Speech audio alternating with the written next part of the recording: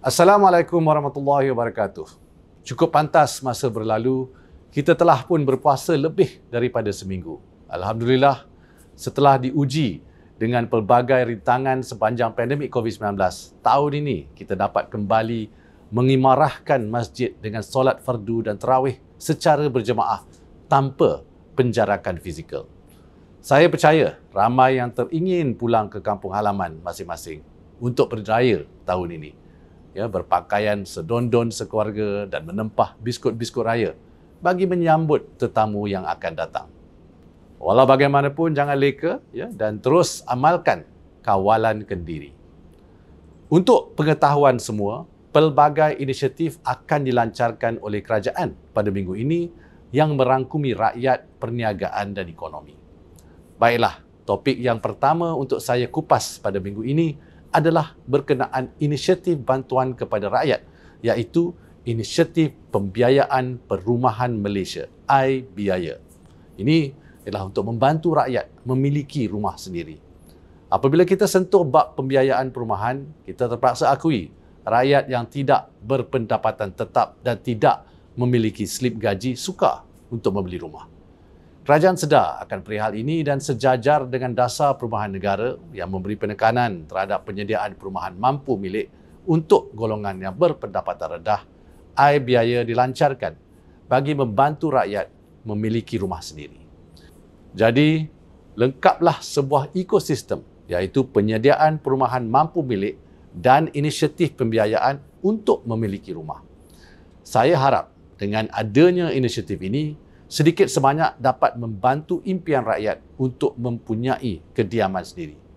Seterusnya, juga inisiatif kepada rakyat, terutama remaja yang berumur 18 ke 20 tahun dan juga pelajar sepenuh masa, iaitu bantuan RM150 dalam bentuk kredit e-tunai yang dinamakan e-Pemula dengan peruntukan sebanyak RM300 juta. Bagi remaja berumur 18 hingga 20 tahun dan pelajar sepenuh masa di IPTA dan IPTS, anda layak untuk mendapatkan bantuan ini. Inisiatif di bawah bajet 2022 ini bertujuan untuk meringankan beban kewangan, menggalakkan pembelanjaan secara tanpa tunai dan menggalakkan transaksi tanpa tunai oleh perniagaan fizikal. Ada yang bertanya, mengapa kita beri keutamaan kepada transaksi tanpa tunai di perniagaan fizikal? Kerana kita mahu menyokong perniagaan tempatan. Pembelian online tidak semestinya bermakna pembelian dari peniaga tempatan.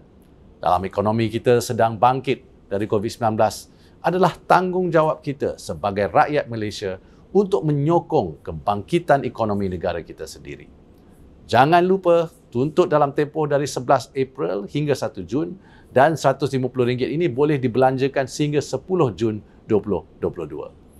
Bagi inisiatif perniagaan dan ekonomi pula, kerajaan melalui Kementerian Kewangan akan melancarkan prinsip tadbir urus baik bagi syarikat pelaburan berkaitan kerajaan pada 15 April ini. Jika anda masih ingat, sebelum ini Kementerian Kewangan menganjurkan Hari Terbuka JLC 2022 pada 11 Mac dan prinsip tadbir urus baik bagi syarikat pelaburan berkaitan kerajaan ataupun JLIC ini adalah lanjutan daripadanya. Prinsip tadbir urus baik ini adalah rujukan tunggal, garis asas tadbir urus dan amalan kemampanan yang perlu diguna pakai oleh JLIC. Penyediaan garis panduan ini telah mengambil kira dan menyepadukan piawaian, amalan dan perbincangan berkaitan mengenai tadbir urus awam dan korporat di peringkat negara dan global, termasuk Kod Tadbir Urus Korporat Malaysia, MCCG, yang dikeluarkan oleh Suruhanjaya Security Malaysia. Seterusnya adalah mengenai cukai terhadap perniagaan. Suka saya ingatkan bahawa di bawah bajet 2022, pelbagai potongan cukai disediakan bagi kemudahan menjalankan perniagaan untuk usahawan. Di samping penangguhan bayaran ansuran cukai pendapatan yang diberikan oleh kerajaan bagi PMKS selama 6 bulan sehingga 30 Jun 2022, suka saya ingatkan bahawa terdapat pelbagai layanan cukai di bawah bajet 2022 yang dapat dinikmati oleh perniagaan, iaitu lanjutan potongan cukai ke atas kos pengubah suaian sehingga RM300,000 bagi menyokong pematuhan SOP seperti menambah baik pengudaraan. Potongan cukai tambahan sehingga RM50,000 ke atas perbelanjaan sewaan premis penginapan pekerja. Penangguhan bayaran ansuran cukai pendapatan, kebenaran pindaan anggaran cukai, potongan cukai khas atas pengurangan sewa dan kerugian terkumpul dibawa ke hadapan. Jadi, saya harap semua usahawan dapat memanfaatkan semua kemudahan yang disediakan kerajaan ini. Dan Alhamdulillah, atas usaha kerajaan dan agensi-agensi yang terlibat, kita juga dapat lihat bilangan penganggur di Malaysia pada Februari 2022 menurun 1.3% kepada 671,000 orang berbanding 680,400 orang pada Januari 2022. Oleh itu, kadar pengangguran untuk bulan Februari tahun ini terus menurun kepada 4.1% berbanding dengan 4.2% pada bulan Januari. Dengan adanya pelancaran inisiatif-inisiatif pada minggu ini, saya berharap rakyat memahami bahawa kerajaan sentiasa menitik beratkan kebajikan keluarga Malaysia dalam segala hal. Kami sentiasa bekerja untuk rakyat, tidak kira masa dan ketika. Kepada yang berpuasa, saya ucapkan selamat berbuka, nikmatilah pelbagai juadah secara bersederhana dan berikan fokus untuk beribadah. Tahun ini insya-Allah raya kita lebih meriah bersama-sama keluarga, saudara mara dan sahabat handai setelah 2 tahun berperang dengan pandemik COVID-19. Baju raya dah beli ke belum? Mana tahu warna tema kita sama.